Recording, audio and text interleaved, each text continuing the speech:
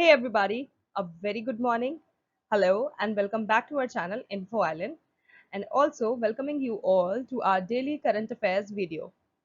So guys, as you're aware, it's 19th of June 2023 today, and we are ready with the current affairs video of today. And yes, we have got all the important current affairs that were in the highlights recently and made a mark and made it to current affairs for 19th of June. So yes, as you must be aware by now that I'm your host and your host Jyoti, and today we will be covering the top news stories from all around the corners of the world. As you guys know that our main aim is to provide the best and the current news to you guys in an engaged and informative way. So let's quickly get into the video and look for the top stories for today that we have brought up for you guys in order to help you in your daily preparations of competitive exams. So yes, let's start. So yes, first up we have question number one. Which union ministry launched the Electronics Repair Services Outsourcing, that is ERSO in short? And here are the options. Option A, Ministry of Electronics and IT. Option B, Ministry of MSME. Option C, Ministry of Commerce and Industry.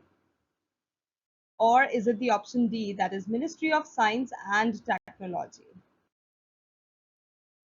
So we have is option number A, that is Ministry of Electronics and IT. Ministry of Electronics and IT launched a pilot project on electronics repair services outsourcing, that is ERSO.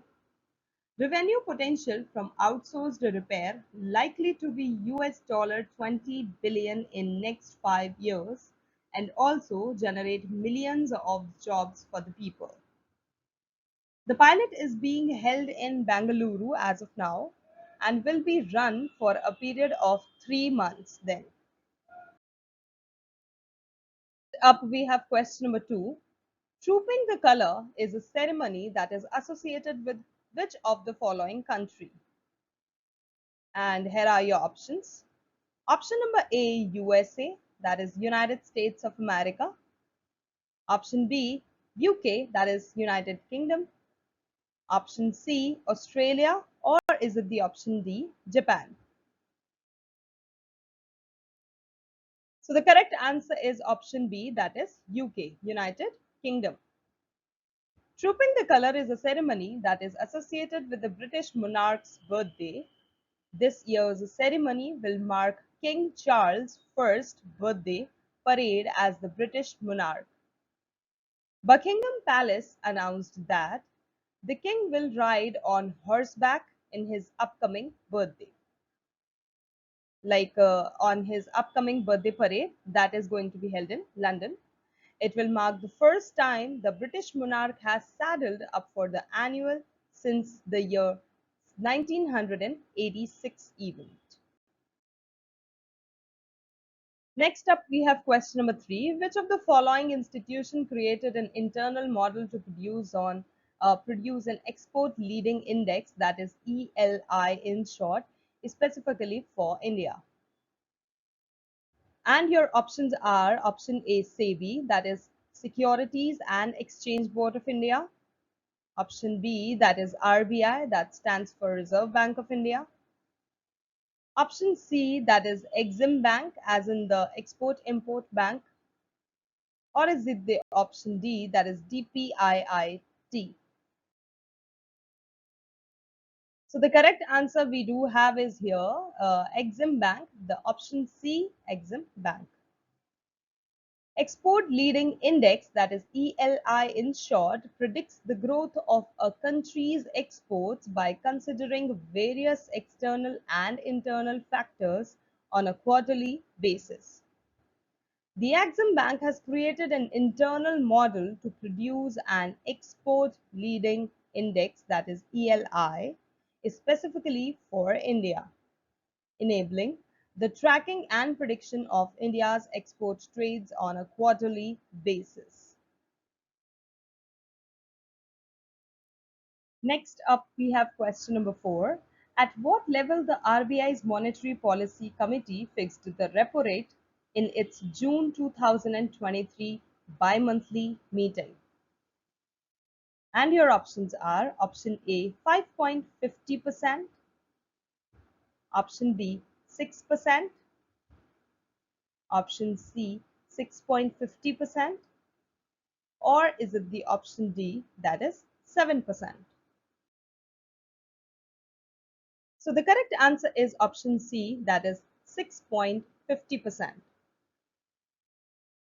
The Reserve Bank of India's Monetary Policy Committee, in its meeting in the month of June 2023, has kept the repo rate unchanged at 6.50% for the second consecutive monetary policy, which means for the monetary policy which was happening earlier than this, it was 6.50 then also, and for this year in the monetary policy, and the monetary policy committee has decided to do not touch, as in do not change the percent, and it will be 6.50 rate for this particular year as well. This decision to keep the repo rate unchanged was taken unanimously by the six Monetary Policy Committee members, since inflation continues to remain above the 4% target. As because the inflation is continuing and forwarding up to the 4%, then this is the reason also that the MPC committee members have decided not to change the repo rate for this year also. We have question number 5. Who is the head of the committee set up by the Union Home Ministry in Manipur to facilitate the peacemaking process? And the options are option A, Union Home Minister, option B, Manipur Governor, option C, Manipur Chief Minister, or is it the option D, that is Prime Minister of India? The correct answer is option B, that is Manipur Governor. The Union Ministry of Home Affairs has constituted a committee in violence hit Manipur to facilitate the peacemaking process among various conflicting ethnic groups. The Peace Committee, led by the Manipur Governor, will constitute the Chief Minister, some ministers in the state government, MP, MLAs, leaders from across political parties, and eminent members of civil society, including artists and academics. Next up, we have question number 6. Which of the following state topped the Center for Science and Environment, that is CSE in short, report on overall environmental performance? Option A, Madhya Pradesh. Option B, Telangana. Option C, Assam. Or is it the option D, that is West Bengal? So the correct answer is option B, that is Telangana. The Non-Profit Center for Science and Environment, that is CSE in short, has released its annual report in which Telangana was ranked in the top in terms of overall environmental performance. Telangana was ranked at the top for its progress in increasing its forest cover and in municipal waste treatment. Next up, we have question number 7. Which of the following institution has notified 4 key measures with an aim to strengthen 1,514 urban cooperative banks in India? And the options are option A, NABARD, option B, RBI, option C, Ministry of Finance, or is it the option D, Ministry of Cooperation? Correct answer is option B, that is Reserve Bank of India. With an aim to strengthen 1,514 urban cooperative banks in India, the Reserve Bank of India has notified four key measures. As per the notification, cooperative banks are given 2 years more to meet the priority sector lending targets. UCBs can now open new branches up to 10% of the number of branches in the previous financial year without prior approval of Reserve Bank of India. Next, we have question number 8. Which of the following tennis player has won the Roland Garros 2023 trophy?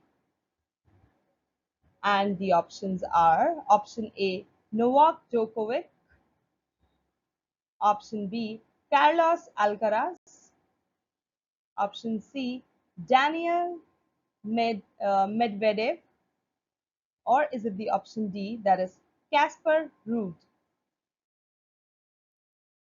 So the correct answer is option A, that is Novak Djokovic. Serbia's Novak Djokovic has won the Roland Garros 2023 trophy after a victory against Norwegian Casper Ruud. With this win, Novak Djokovic has now reached the tally of 23 Grand Slam titles, the most by any of the other male tennis player. The highest number of the Grand Slams by a tennis player is won by Margaret Court, that is 24 Grand Slams. Next question, we have question number 9. Which of the following country has decided to rejoin UNESCO? And the options are option A, India, option B, USA, option C, Ukraine, or is it the option D, Russia? So the correct answer is option B, that is USA. The United States plans to rejoin the UN Cultural and Scientific Agency (UNESCO) and pay more than 600 million US in back dues. The officials of US have stated that the country's decision to return was motivated by concern that China is filling the gap left by the US in UNESCO policy making, notably in setting standards for artificial intelligence and technology education around the world. That brings us to the last question of today's current affairs video, that is question number 10. Which of the following state announced a monthly pension of rupees 10,000 for the Padma Awardees from the state? And here are the options available. Option A, Assam, option B, Haryana, option C, Jharkhand, or is it the option D, Goa? Correct answer is option B, that is Haryana.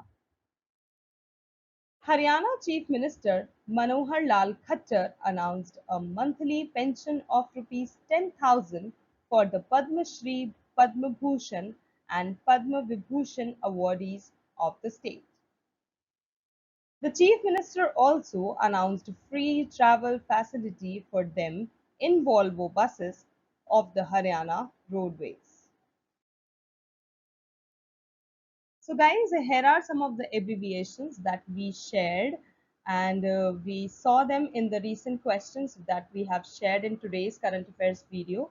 And yes, please do try to learn them and memorize them for your exams, as these kind of abbreviations are of very much use, and they are very much useful for your preparation level, as they do come in your examination and you might come across any of these in your examination paper. So yes, let's share some of those. Number one is ERSO, and the expansion of the same is Electronics Repair Services Outstanding.